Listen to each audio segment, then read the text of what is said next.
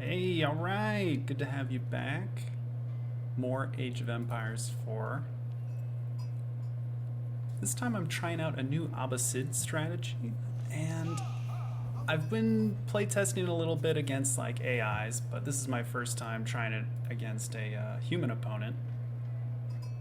I'm playing as the Abbasid. My opponent, Juan's Moho, is playing as the Mongols. And when I was testing out this build, it felt pretty good against civilizations that don't have strong feudal age units, particularly strong infantry. So I'm hesitant to use this against English players if they get maybe an early barracks, or Holy Roman Empire players, but everyone else seems to be good targets for it. So I'm going to try it against this Mongol player. Here's the move. Once we get, I can keep speeding up here. Once we get up to the feudal age, or once we click up to the feudal age, we're going to use several Abbasid advantages. First off, my villagers don't have to physically construct a wonder. This means all my villagers can keep working while we're aging up. So there's a chance to get bonus resources. Another advantage that the Abbasid have is they can make siege units in the field, and they don't need to get the siege engineering upgrade. Which, when I thought about it, meant the moment I age up, I don't have to put down a blacksmith. I don't have to wait for siege engineering. Why don't I just send hardened spearmen at my opponent, like 5 of them, and build a ram as early as possible and just put aggression on my opponent? Because if my opponent is even slightly delayed on their age up and just don't make any military buildings, then how are they going to defend? They'll have to use their villagers, which means pulling them off of resources, and my ram can start knocking down these buildings. And I do like that Gurs cost 100 wood for the Mongols. Those make for good targets with my ram. The only thing we really have to watch out for is if he packs them up and like moves them. That's okay. If he packs up everything and leaves, we'll just go after the Ovu. So I've pretty much transitioned to a heavy lumber economy here. I've got 2 people gathering gold. I got maybe 8 on food, and we're just rallying new villagers to wood. And things are going to be a little tight on food here for a little bit. So occasionally I may not produce villagers. You can see, oh, might be able to get enough here. Okay, should definitely be making a villager there. But I'm trying to prioritize the spearmen. Yeah, I'm actually waiting for additional spearmen. Okay, villager, spearmen. Okay. Like we're trying to produce these units. And once we get up to 300 wood, that's when I can maybe start to pull some villagers off of wood and start gathering up stone. Because we did go the economic wing. We haven't quite gotten the fresh foodstuffs upgrade for our villagers. We did get the chopping upgrade here at the lumber camp, but really we're saving some of our gold to get this upgrade to hardened, upgrade from the barracks. And I've identified what I want to do. I'm going to rally my spearmen here, and I chased off his Khan over here, so that was good. And my targets are basically going to be these buildings here. If I see a military production building, then that's going to take priority. Because if he starts to make military units, probably archers, then we're going to run into some issues. Fortunately, with archers, we can just hide all of our spearmen inside of the ram, but eventually he's going to bring villagers, and then we'll have to fight the villagers. Spearmen, well, once we get the hardened upgrade, it's really important to get them up to 8 damage. That 6 damage is just not very effective at taking down villagers. So my opponent makes it to the feudal age. I see villagers here. I'm just rallying. Yep, villagers here. I think we're gonna get the fresh foodstuffs upgrade in a moment here. But yeah, now we're starting to mine stone. And now the attack's gonna begin. I'm gonna keep my scout nearby for good vision. And yeah, we're just gonna take out this villager working on the archery range. That's one villager kill right there. That feels good. And I like it on this map high view because this stealth forest gave me so much cover. And look at this, my opponent's panicking. He could easily pack up the gur and take it away, but it's gone so quickly. If I could just get one more hit. There, done. I'm opting to not go for the deer stones. Again, he can just cart it away. So I'm gonna focus on the ovu, something that he can't just move. I don't think he cancels the archer range, so that's lost resources. And now I'm just gonna attack villagers if I see them. Ideally, the battering ram is near the town center because that will allow my spearmen to attack the villagers and not take arrow fire. Now I'm kind of tempting him. I'm like, yeah, come on, burn down the battering ram. I'll stab your villagers all I want. So I'm target firing villagers. Oh, he has to come forward. Looks like he didn't quite kill it off. Trying to target down villagers.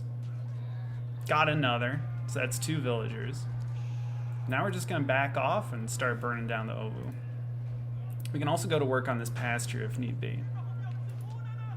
But these buildings do not have much health. Pasture's 750. Ovu's only got 1500. Now he's coming forward with his villagers. He's trying to put down an outpost. Oh, that's another villager kill. That's 3. And if he doesn't cancel this, that's more wood down the drain. I think my opponent is really panicking at this point. And whenever I see villagers just standing around, I'm okay, good. He packs up the pasture, but we set it on fire. Nice.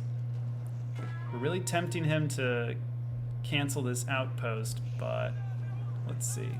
Yeah, we're gonna continue to burn the ovu down. And you can see I'm almost up to my 300 stone. I've got a bit too much food and gold, but that's okay. We can always use it for upgrades or when we're ready to age up.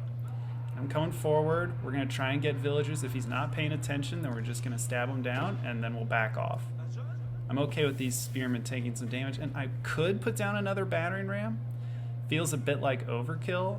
I just wanted to commit these units and then spend the rest of my wood making, yeah, additional town centers.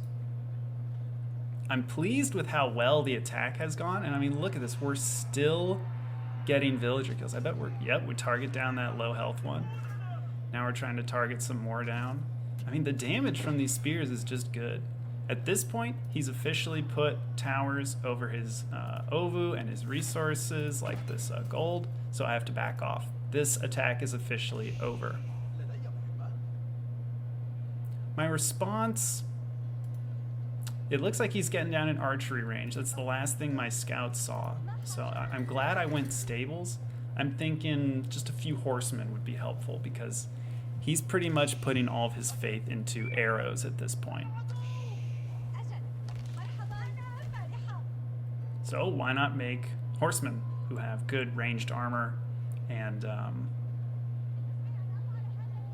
we're just gonna keep gathering. I was really trying to adjust my economy here to start to gather up more food and gold. I transfer my villagers there to get more food.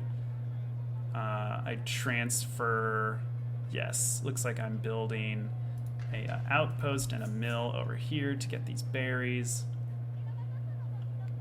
But I forgot to pull my villagers off of stone. I'd like to change that. And I come forward and I see the archers getting pumped out of the archery range. But with all these horsemen,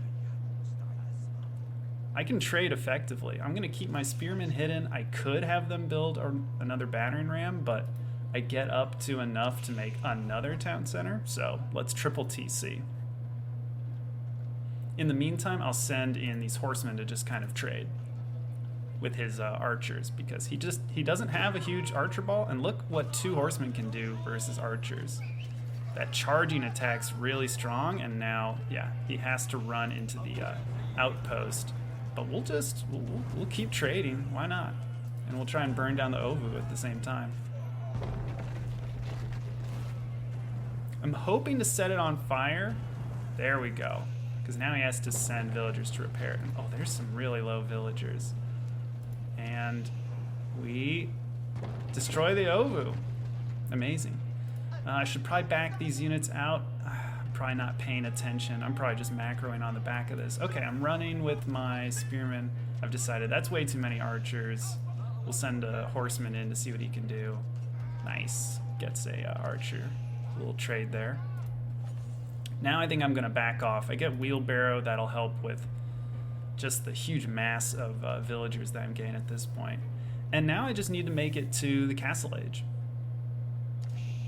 Once I make it to the Castle Age, things should be good. I'll just start making knights, man-at-arms, crossbowmen, and whatever siege units I need to defeat his army. If he makes knights, then we'll just toss in more spearmen. And if he makes mangonels, we'll make springalds. So yeah, now I'm trying to transition to more of a food economy. We've got, let's check. I mean, after all that economic damage we did, let's see. Looks like we're ahead in lumber for sure.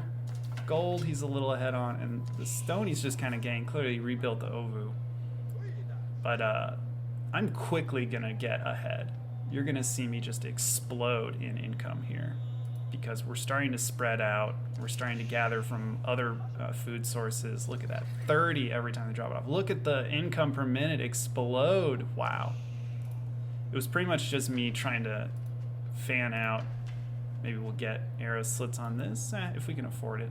I'll probably send some villagers to, start mining stone. Most important thing for me right now is get to the next age and not rush there. Don't do it sloppy. We want to get lots of military production up as we do it. So we're gaining archery range. We've got 2 stables now. Important to have stables when you saw all of those archery ranges from my opponent. And every time the map pings, I'm worried that it's my opponent raiding one of my resource spots, but every time I check, it's just a random wolf. Trying to send units out to just kind of come at his base from different angles. And we catch out his Khan here. We're gonna double back to kill this Khan, but I think we get maybe a surround here. No, I think he can make it out to the left, but we just myrtleate that Khan. And we're teching up with the culture wing. Figured, why not? We'll get cheap technologies. We're really lacking in blacksmiths and economic upgrades. I mean, we're starting to get them. Let's see. Yeah, we got wheelbarrow. We're getting the chopping upgrade. We actually got the mining upgrade. That's good.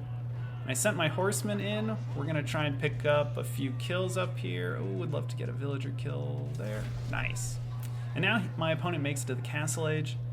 I'm not too worried. I'm on my way there already. And on top of that, I've got lots of resources to spend. So I'm just going to keep producing military units. Not go overboard. Mostly just want them around so that when I age up, I can mix in some like man-at-arms and crossbowmen and really make it a full army. And we're also scouting around here with the spearmen, mostly just to see if he's got any remote gathering spots. I mean, my opponent could be gathering deer right now for all I know. I need to be a bit more active with my scouts. I actually produced some additional scouts. I've got one there. Looks like there's one hanging out at my gold mine. Really need to send those out on the map. I think I remember this scout and send him out, but we're just kind of poking, prodding, seeing a blacksmith down. Okay, lots of archers. I saw a lancer, but during the game, I don't think I saw those. I was pretty blind going into this, and I really need to get this scout out there. I shouldn't just be sending my army across. But now that we've aged up, good, getting down even more military production. We're taking more remote food gathering spots.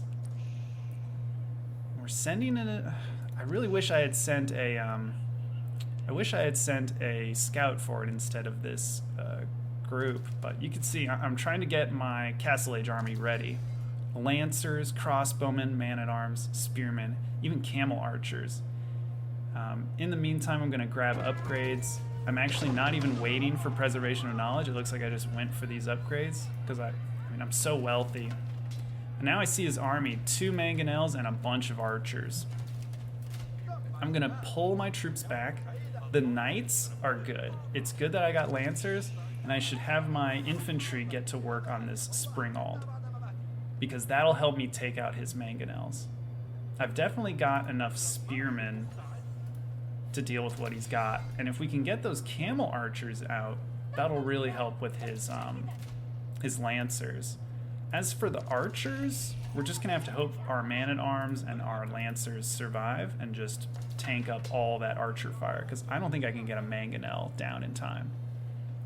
So it's a scary army, but the longer the fight goes, the better it's gonna be for me. And I'm glad I got this scout over here, giving at least a little bit of vision, because you can see when they go in there, we can't see a thing.